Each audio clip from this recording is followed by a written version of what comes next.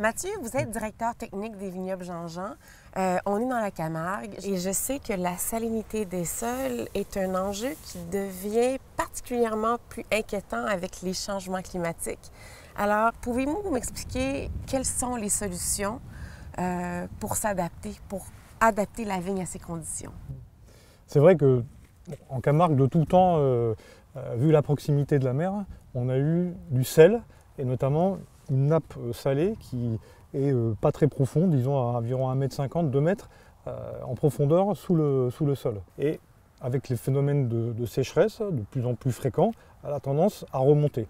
Donc toutes les solutions en fait vont consister à éviter que ce sel remonte trop au niveau des racines et au niveau du sol. Voilà. Donc le gros défi, c'est de maintenir ce sel en profondeur. Donc la solution historique qui a été développée historiquement, c'est de développer tout un réseau de canaux. Voilà.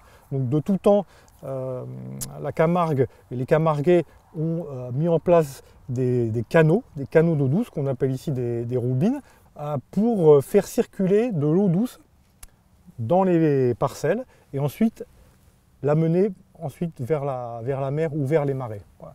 Donc ça, c'est quelque chose qui est très important en Camargue et qu'aujourd'hui, cette technique, elle a été peu à peu abandonnée malheureusement. Mais aujourd'hui, justement, à cause de ce problème de remontée de sel, nous remettons au goût du jour, voilà, avec l'ensemble des intervenants, l'ensemble des professions, l'ensemble des gens qui vivent sur le territoire. Voilà.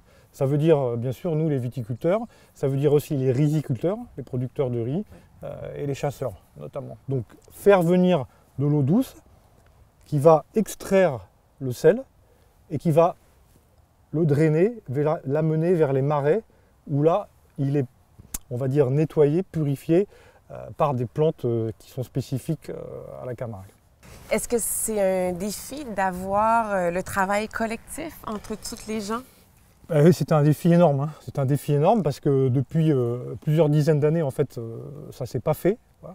Donc aujourd'hui, on recommence à parler entre nous, à s'organiser, à créer des groupes de travail pour justement permettre à l'eau de bien circuler entre les parcelles. Donc l'eau arrive, elle est douce, elle va prendre le sel, elle va drainer le sel jusqu'à l'extérieur, voilà, jusque dans les marais. Voilà. Et de tout temps, historiquement, les marais en fait, ont été des sortes de purificateurs d'eau salée, avec notamment des plantes, notamment les bambous. Voilà. Donc ce cycle-là, en fait, il a été abandonné ces dernières années. Et aujourd'hui, nous, notre travail, c'est de le remettre en place, voilà, avec, comme je vous disais, tous les professionnels qui sont autour de nous.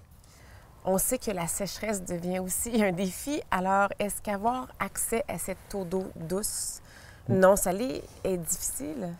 C'est l'enjeu majeur, hein, de ces prochaines années sur la région, puisque nous sommes viticulteurs, mais nos voisins sont riziculteurs, producteurs de riz, sont chasseurs, vivent aussi du tourisme. Donc il faut venir des gens pour voir les flamants roses, toute la faune locale. Et donc il faut composer avec tout cet ensemble de personnes qui interviennent sur le territoire.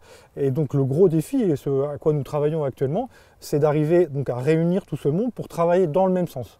Réhabiliter donc tout ce système de courant d'eau douce entre chaque personne, chaque propriétaire ici sur la zone. Et c'est ce à quoi nous travaillons aujourd'hui, pour que tout ça se fasse en bonne intelligence et que ça fonctionne comme c'était le cas il y a plusieurs dizaines d'années. Alors, on se trouve effectivement dans un pays où on a la chance d'avoir encore de l'eau. On a notamment des grands fleuves et ici on a le Rhône qui est un fleuve qui a beaucoup d'eau, voilà, qui amène de plus en plus d'eau ces dernières années. Donc c'est une source d'eau douce énorme. Et toute l'eau douce qui arrive ici en Camargue, en fait elle vient du Rhône. Voilà. Elle est canalisée dans des canaux et elle vient jusqu'à chez nous et elle est ensuite extraite vers les marais. Donc effectivement on a la chance d'avoir une source d'eau douce énorme, je ne vais pas dire illimitée parce que ça n'existe pas, ou surtout aujourd'hui, mais une source d'eau douce énorme, mais qu'il faut savoir canaliser, qu'il faut savoir gérer, qu'il faut savoir partager, voilà, qu'il faut savoir se répartir entre chacun. Et ça, c'est l'enjeu majeur de ces prochaines années pour nous. Est-ce que le choix des porte-greffes et le choix des cépages est aussi un outil pour aider la vigne à s'adapter? Oui, tout à fait, puisque en fait ici on travaille donc avec des vignes qui sont greffées. Donc le porte-greffe historique, c'est le 1103 Paulsen, qui est le porte-greffe le plus résistant au sel, et c'est celui-là aujourd'hui qu'on va développer, voilà, et qu'on va mettre en place et qu'on va améliorer. Voilà. Donc ça, on travaille avec les chaires d'agronomie de l'école d'agronomie et de l'INRA, ici à Montpellier, pour avancer sur ce sujet-là. Voilà. On travaille aussi sur les cépages. On fait revenir des cépages méditerranéens, des cépages camarguais. Voilà. Et le premier, c'est le Grenache gris, qui a donné son nom au type de vin rosé qu'on fait ici, puisque nous sommes producteurs de vin gris. Voilà. Donc, le Grenache gris a donné son nom, qui est un cépage vraiment du local, et aussi le Cinsault, qui est un cépage local, qui ont été des cépages qui étaient très présents il y a plusieurs années, qui ont été peu à peu oubliés, et qu'on remet au goût du jour aujourd'hui. Est-ce qu'il y a d'autres méthodes que vous utilisez pour aussi... Alors après, ce sont des petits trucs, des techniques, on va dire, qui sont utilisées, mais notamment sur le sol. Donc pendant tout l'hiver, par exemple, on sème de l'orge. Voilà, l'orge qui est une plante qui va nettoyer en quelque sorte le sol et notamment enlever du sel. Donc pendant tout l'hiver, l'orge va pousser, voilà, et au début du printemps, on repartira. La vigne repartira sur un sol plus propre. Voilà. Donc ça permet aussi de faire vivre tout un écosystème, hein, puisque au niveau du sol, l'orge va abriter toute une série de micro-organismes donc qui vont redonner vie au sol, et puis aussi des organismes un peu plus importants, puisque au printemps on fait venir des moutons pour tondre cette orge, voilà, des moutons, donc ils vont faire une tonte naturelle et qui vont rétrocéder au sol aussi un peu de matière organique naturelle. Voilà. Donc c'est un cycle vertueux. Voilà. Plus on le fait, mieux le sol va se porter et donc mieux la vigne va pousser. Merci beaucoup, Mathieu. Avec plaisir.